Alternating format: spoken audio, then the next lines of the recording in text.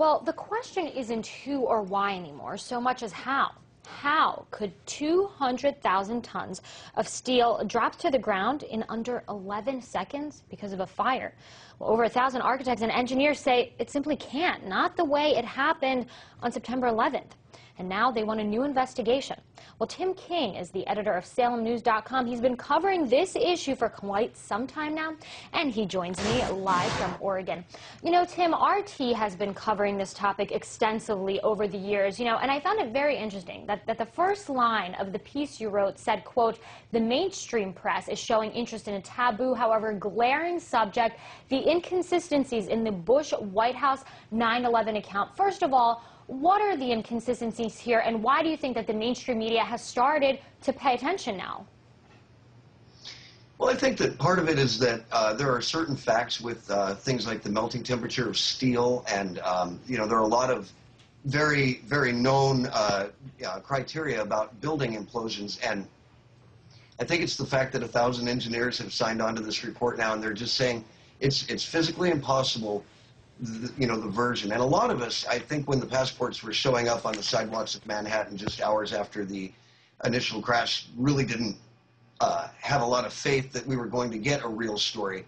And I think that, after all this time with this many professionals, and these are high caliber professionals making these points, that we just have to pay attention, and now the mainstream media is too. You also say, based on the interviews and research you had done, that a third building came down that day, wasn't hit by an airplane, but you write that it did contain a lot of records that certain members of the financial industry didn't miss. Can you elaborate a little bit on that? Sure. Well, this was a building that was a World Bank building, and from our understanding from the research that's been done, there were just billions of dollars worth of gold down below. There were also a lot of records in that building that they conveniently disappeared. This is Security and Loan Administration scandal, a lot of things along those lines. They were records that these groups were not sorry to see vanish into thin air. And Building 7, just the notion that it came down at all when, as you said, it wasn't struck by an aircraft, I think, honestly, and I hate to say this, but I think half the Americans you could ask, how many buildings came down in New York that day? They would say 2. They would not say 3. And Building 7 was a skyscraper. It was not as tall as the 2 main buildings, but it was very substantial. And since jet fuel burns about the temperature of diesel, which isn't enough to melt steel in the first place, the notion of the third building coming down after not even being struck by an aircraft, it's pretty far out. Well, I think it's safe to say that perhaps one of the reasons that this is not really written about or really talked about much in the mainstream media is that there is this sort of stigma around questioning the events of 9/11, that it's unpatriotic to do so. How would you respond to that?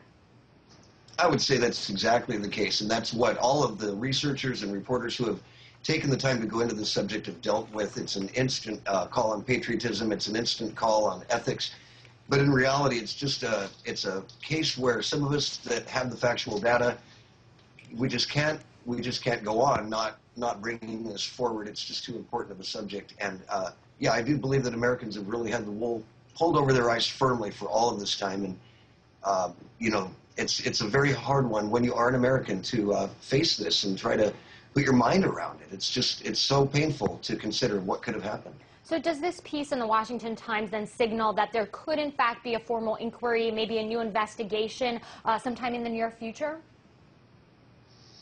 I would like to think that. I think Mr. Farmer and some of the other members of the 9/11 Commission who we've written about, I'd like to hear their opinion on it. People that are now coming out and saying that the information that was put forth in that report was not all there, it was not correct, it was heavily influenced. The thing about this is that there are so many parts to it, and 9/11, happened in 3 different locations, if you will, and each of the Pentagons, Shanksville, Pennsylvania, and New York, they all have their own major inconsistencies in the stories. So it's really, I think, much larger than any of us can ever really fully grasp, but it's coming forward slowly. Tim King, SalemNews.com, I do want to thank you for your analysis.